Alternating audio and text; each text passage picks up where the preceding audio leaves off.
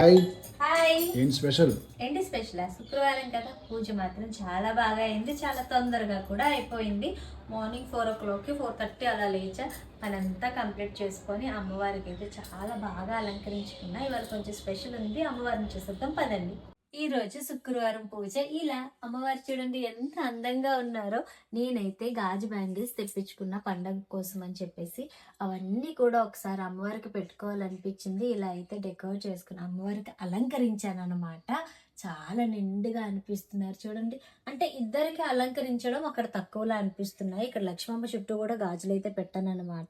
అమ్మవారికి ఎప్పుడు లాగే 108 రెడ్ ఫ్లవర్స్ తో పూజ అయితే ఫినిష్ చేసుకున్నాను. కుంకుమ పూజతో అష్టోత్తరాలు చదువుకున్నాను. అక్కడ నా అమ్మకేంచో గాజులు పెట్టి కుంకుమ పూజతో అదే పూజ చేసుకున్నాను అష్టోత్తరాలతో.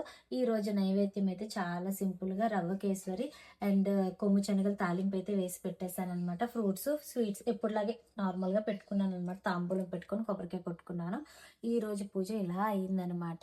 అండ్ శుక్రవారం పూజ విధానం అందరూ అడిగారు, అక్క ఎలాగ అలంకరించుకుంటారు అమ్మవారిని అని చెప్పేసి. మీ అందరి కోసం ఫుల్ వీడియో తీసాను అండ్ యూట్యూబ్లో అప్లోడ్ చేయబోతున్నాను. ఒకసారి వెళ్ళి చెక్ చేయండి.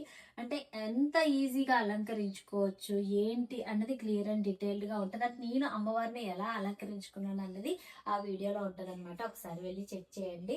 అండ్ మీ అందరికీ నచ్చుతుంది అనుకుంటున్నా. ఈ రోజు నా అమ్మలు ఎలా ఉన్నారో కామెంట్ చేయండి. అండ్ ఇంకొక మాట, పైన మన దేవుడి గదిలో ఒక కొత్త అతను వచ్చారు చూడండి, ఎంత క్యూట్ గా కూర్చున్నారో. కుబేర దీపం నా తమ్ముడు తెచ్చి ఇచ్చాడు గిఫ్ట్ కింద.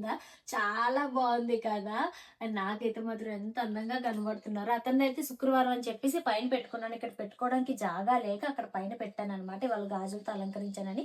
నెక్స్ట్ వీక్ శుక్రవారం పూజకి కింద పెట్టుకుంటాను ఆయన్ని. నా అమ్మలు ఎలా ఉన్నారో కామెంట్ చేయండి. నేను మీ వైజాగ్ పిల్ల.